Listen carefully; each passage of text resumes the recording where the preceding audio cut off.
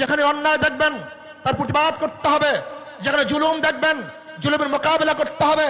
খোদাদ্রোহীরা যখন ইসলামের বিপক্ষে কথা বলবে তাদের সামনে বুক পেতে দাঁড়িয়ে মোকাবেলা করতে হবে, তাদের বিরুদ্ধে লড়াই করতে হবে। হুয়াল্লাযী আরসালা রাসূলাহু, জনাব মুহাম্মদ রাসূলুল্লাহ সাল্লাল্লাহু আলাইহি ওয়াসাল্লাম যেহেতু রাসূল, তার উম্মতদেরকে শুধু নবী আলা কাজ করলে চলবে না, বরং রাসূল আলাও কাজ করতে হবে। আর যখনই আপনার রাসূল আলা কাজ করবেন তখন অবশ্যই অন্যায়ের মোকাবেলা করতে হবে।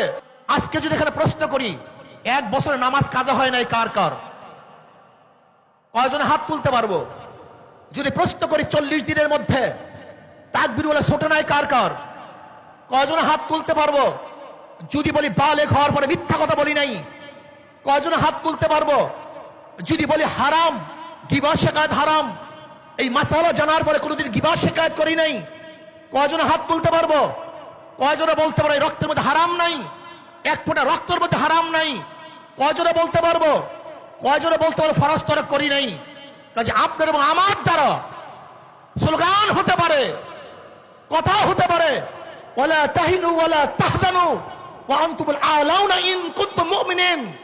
আজকে ইমানের খতরা, ইমানের সমস্যা, ইমানের খতরা, ইমানের সমস্যা। ওয়া ইয়াউমা হুনাইনিন ইয আজাবাতকুম কাসরাতুকুম ফালাম তুগনি আনকুম শাইয়্যা।